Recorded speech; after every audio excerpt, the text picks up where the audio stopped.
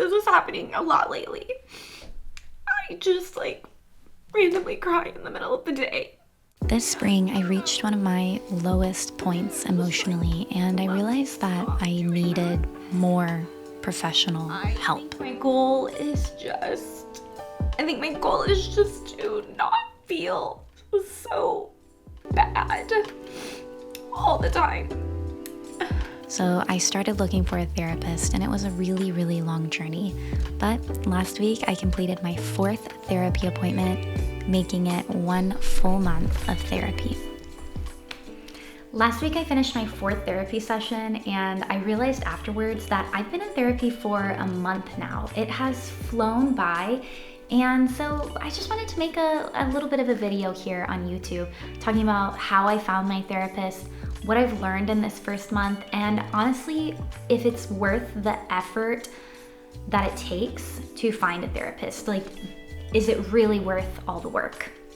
I think finding a therapist can be the hardest part, and this is what put me off of it for so long. I started seriously looking a couple months ago when I was just feeling like absolutely terrible every single day.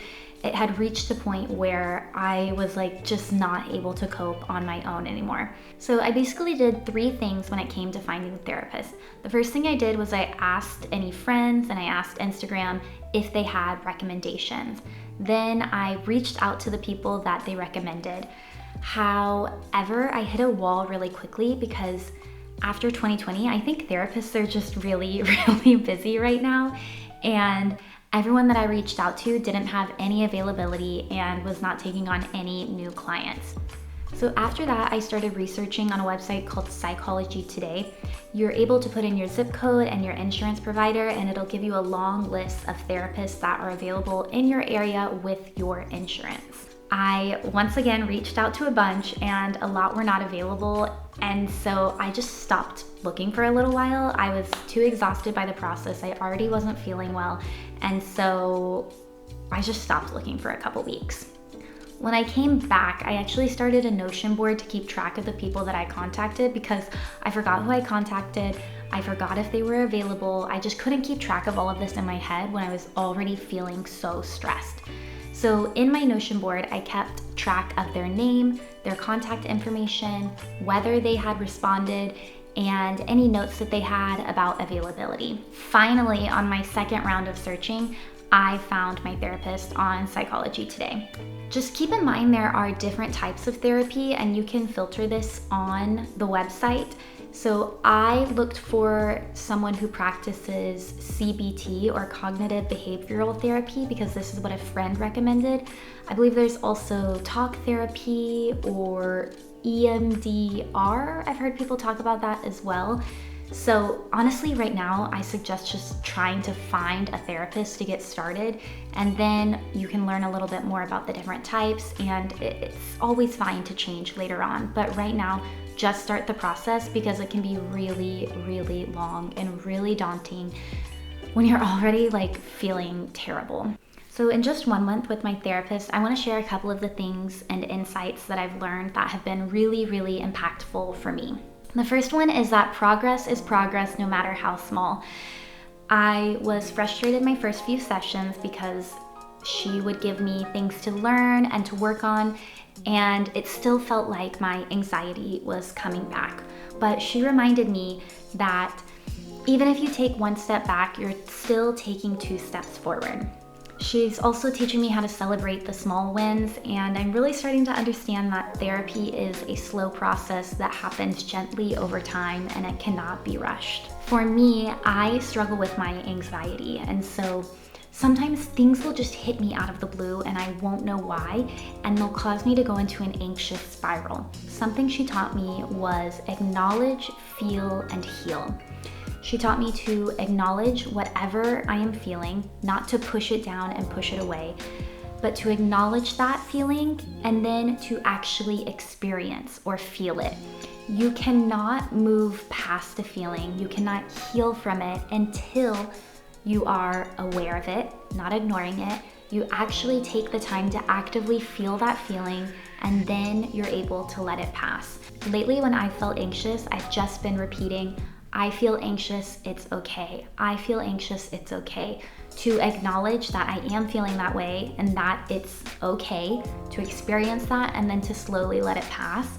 And that has been really, really helpful for me.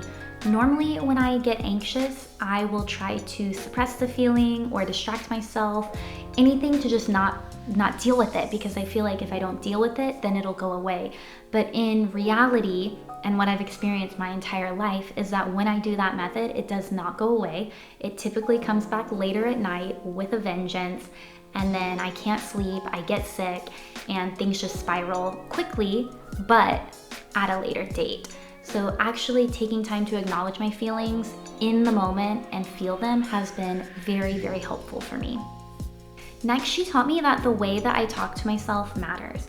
I have put a lot of pressure on myself since I was a child, and I am a very, very ambitious person. And so when things don't happen quickly enough, I feel terrible and I'm extremely critical about myself. So she has taught me to approach the way I speak to myself and about myself differently, especially when it comes to should versus could. So we talked about this recently where I said, oh, I feel like I should be doing this, or I should be doing that, or successful people should do this, when in reality, nothing bad happens if I don't do those things. It's a could.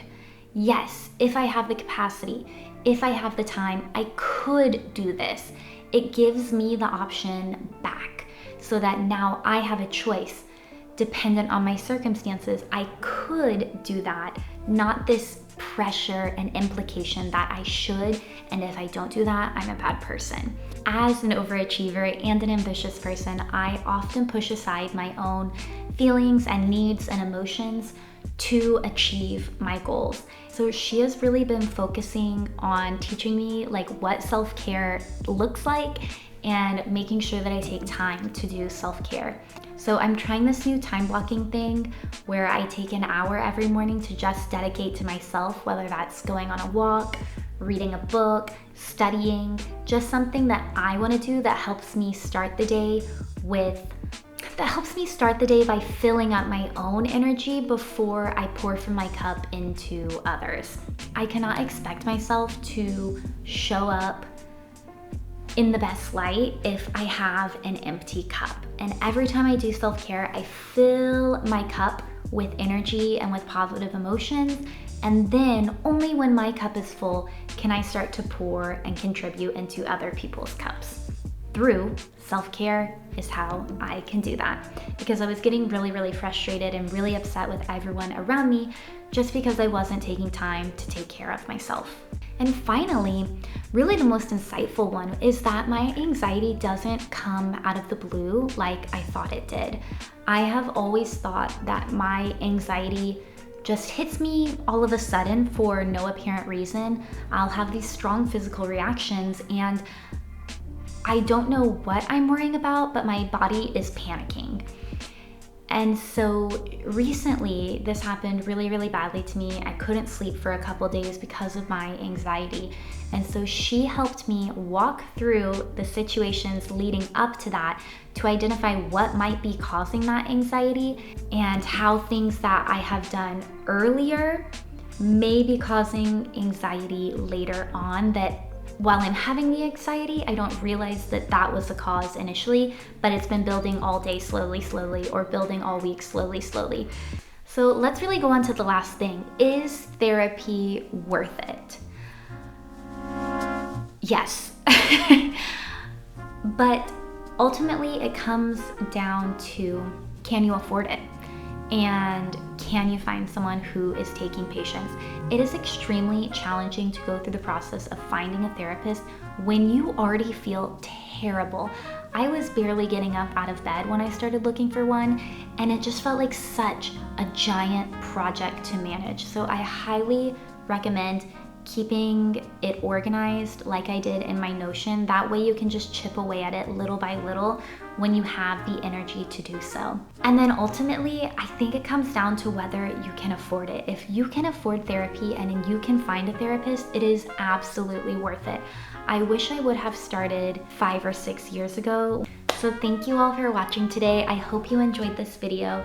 If you are starting therapy or want to start therapy, let me know down in the comments below, and let me know some things you've learned. If you're not able to start therapy, this is an Instagram account I really enjoy. There are tons of wonderful Instagram accounts that can lead you towards some self-reflection and changing your perspective that can be really helpful before you're able to start therapy. If you guys would like more therapy update videos in the future, let me know, and I'll see you next time. Bye guys.